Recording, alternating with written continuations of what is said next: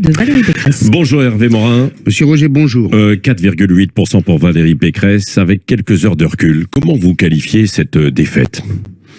Bon, on peut pas dire que ce soit un score réjouissant, on va pas se cacher les choses, quoi. Enfin, voilà, c'est quoi. une déroute. Ouais, bon, un peu plus ça comme vous voulez, c'est un très mauvais score. Allez, on va pas Non, mais attendez, on va pas se la jouer. Un très mauvais score, ce serait 8-9%, non ? Oui, mais écoutez, c'est pas le sujet. Le sujet, c'est comment se passe l'avenir. C'est pas ça. Ouais. Moi, je considère pas que le score de Valérie correspond au score de notre famille politique. Faut se dire les choses. On a réussi à gagner toutes les élections intermédiaires. J'ai gagné, par exemple, les régionales l'année dernière avec 46% alors qu'il y avait 4 listes. Donc, considérer que notre famille politique est morte parce que on a fait ce score au présidentiel. La présidentielle, c'est une incarnation. Ouais. Et quand le courant passe pas, vous avez beau raconter ce que vous voulez, vous avez beau avoir le meilleur projet, les meilleures idées, ça fonctionne pas. C'est-à-dire que le courant n'est pas passé entre Valérie Pécresse et les Français. C'est ça. Parce que quand on regarde votre projet, après qu'on aime ou qu'on n'aime pas, mais il y avait des choses dans le projet. C'était hyper solide, hyper sérieux, ça avait été bossé, c'était réalisable. Bon, la question s'est posée autrement, c'est qu'on a eu la catastrophe du meeting du Zénith, et puis les choses s'enchaînent. En politique, c'est simple. Quand les gens ne veulent plus vous écouter, vous avez beau dire ce que vous voulez, vous avez beau avoir les meilleures propositions, vous n'êtes plus entendu. Oui. C'est aussi simple que ça. Et plus finalement elle s'exprimait, plus elle descendait, quoi. Non, mais oui, c'est ça qui est... et puis après, on a eu un phénomène vote utile extrêmement puissant que d'ailleurs on a connu le PS. Alors, c'est quoi ce Attendez, vote utile, le vote utile.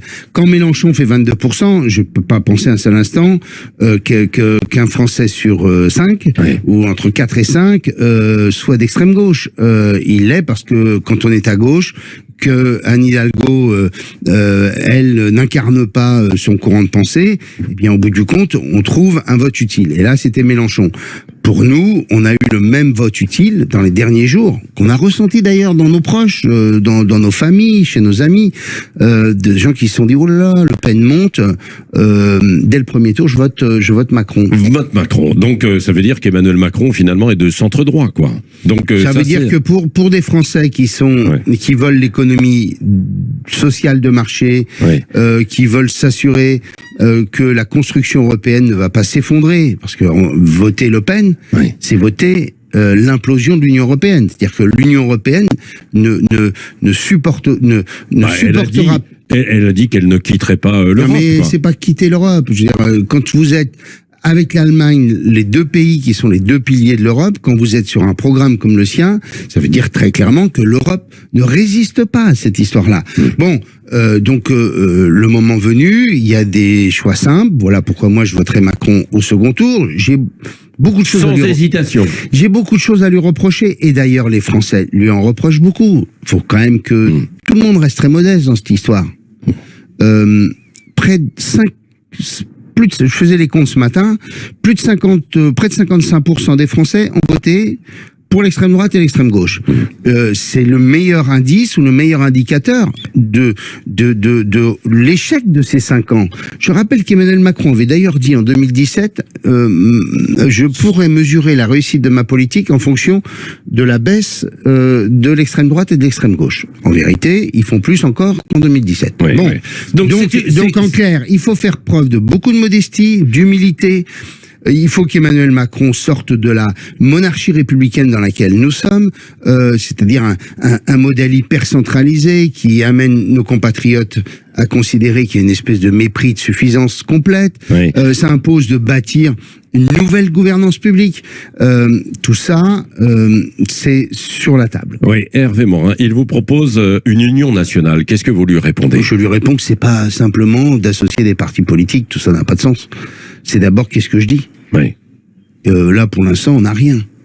L'idée de se dire, par nature, moi je suis demandeur de rien, je voulais pas rentrer au gouvernement, comme vous le savez, je suis président de ma région et je vais être président de ma région jusqu'au bout. Donc, pour que vos auditeurs l'entendent, mais... Vous n'allez pas, comme le disent certains parfois, oui, on va à la je sais pas quoi, voilà, bon. Donc, mais clairement dire... Simplement, j'appelle toutes celles et tous ceux qui veulent participer à un gouvernement d'union nationale.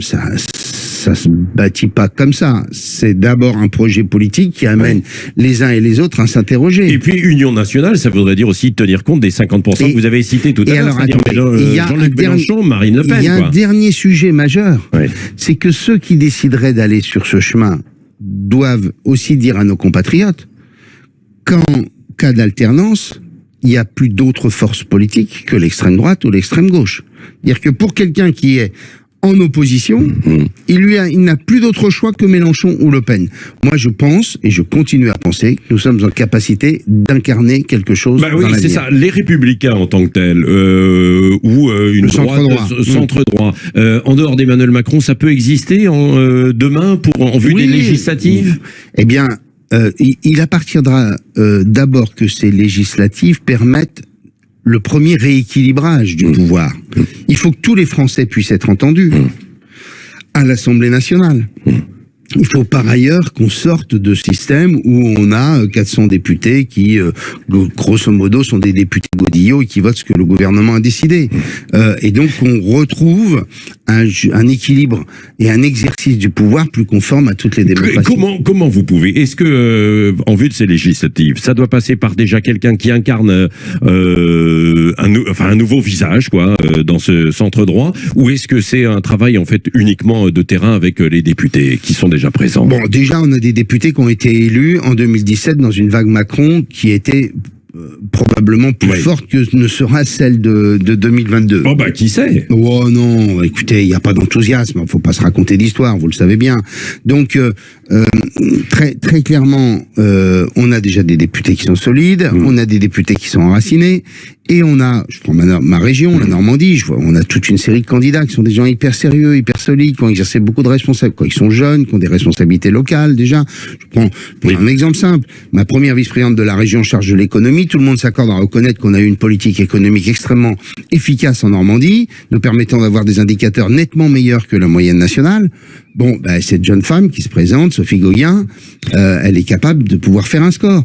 Donc, je ne veux pas croire un seul instant que le score de la présidentielle, il suffit de Mais est-ce qu'il faut se trouver dans votre famille quand même une nouvelle incarnation? Valérie Pécresse, merci, au revoir. Ça peut pas. Quand on a perdu la présidentielle, c'est pas vous qui pouvez porter l'élection législative. Ça, je n'ai pas de doute. Est-ce qu'il y a déjà des gens qui peuvent se dégager? Il y a d'abord une obligation pour nous, c'est celle de l'union.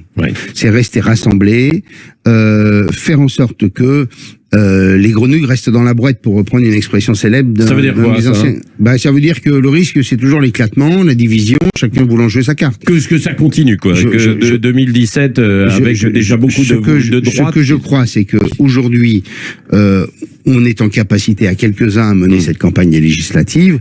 Viendra ensuite le moment de la recomposition interne de notre famille politique. Encore deux questions, Hervé Morin. Est-ce que Marine Le Pen peut gagner pour la première fois avec un certain nombre de réserves de voix? Je pense qu'il faut être extrêmement modeste. Je m'appellerai Emmanuel Macron. Je ne la jouerai pas comme avant le premier tour où je contourne l'élection. Je la fais un peu par-dessus la jambe, en considérant que globalement, on va s'éviter tout débat. Il n'a pas été modeste hier soir dans sa première déclaration. Oui, d'accord, mais il a été. Non, mais c'est ce que je vous pose comme question. Voilà, on va voir dans les 15 jours.